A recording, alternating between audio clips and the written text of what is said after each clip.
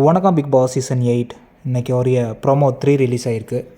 So ஏதாவது சண்டை நடக்கும் அப்படின்னு பார்த்தா அழுகைகள் நடக்கிறது. என்னென்னா ஆனந்தி, பவித்ரா அண்டு அன்ஷிதா 3 பேர் பேசிக்கிட்டு இருக்காங்க. அன்ஷிதா கண்ணில் அப்படியே தாரையாக கண்ணீர் ஓடிக்கிட்டே இருக்குது. ஆனந்தி கேட்குறாங்க, உனக்கு விஷால் மேலே பொசசிவ்னஸ் இருக்கா அப்படின்னு அன்ஷிதாட்ட கேட்குறாங்க.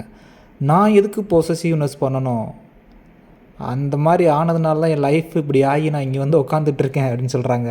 புரியுதா அவங்களுக்கு? அந்த அர்ணவ் அந்த இதை கொண்டு வராங்க. ஸோ எனக்கு ஃப்ரெண்ட்ஷிப்பும் வேணாம், ஒன்றும் வேணாம், நான் அப்படி யாரையும் நினைக்கவே இல்லை இந்த வீட்டில் அப்படின்னு அன்ஷிதா சொல்கிறாங்க.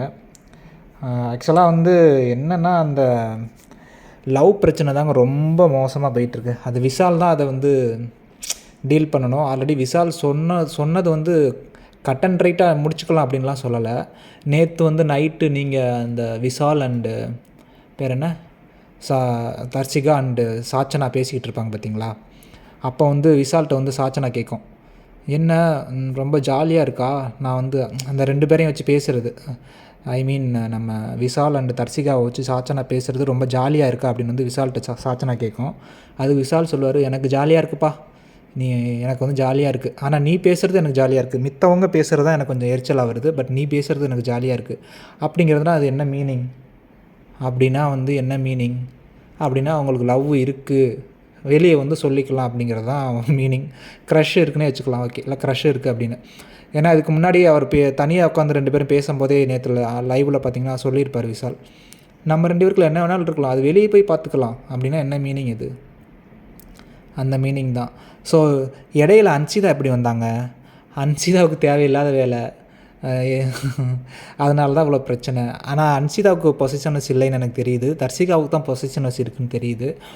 ஏன்னா அன்ஷிதா நேற்று கேட்டுக்கிட்டு இருப்பாங்க, உனக்கு இருக்கா இல்லையா, இல்லைன்னா அதை கிளியர் கட்டாக சொல்லிவிடு அப்படின்னு. அன்ஷிதாட்ட விஷால் என்கிட்ட இல்லை, எனக்கு அந்த மாதிரி இல்லைன்னா லவ் இல்லை, அப்புறம் நீ சொல்லிட வேண்டியதானே அப்படின்னு தான் அன்ஷிதா சொன்னாங்க. ஸோ அந்த ஸ்டெப்பு அந்த அந்த 2 பேருக்குள்ளே போனது அன்ஷிதாவோட தப்புன்னு நான் நினைக்கிறேன். ஏன்னா அது விஷால் ஆல்ரெடி சொல்லியிருப்பார் தர்ஷிகாட்ட, நம்ம 2 பேருக்குள்ளே உள்ளதையும் 3வது ஆள் வராங்க அப்படின்னு ஜாக்லினை சொல்லியிருப்பார்.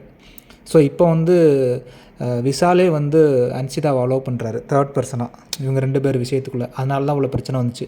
அப்போ விஷால் அன்ஷிதாட்ட இல்லை நாங்கள் பேசி முடிச்சிட்டோம் அப்படின்னு சொல்லியிருந்தால் அந்த பிரச்சனை ஈஸியாக முடிஞ்சிருக்கும். ஸோ அன்ஷிதாவை அலோவ் பண்ணது விஷாலோட தப்பு.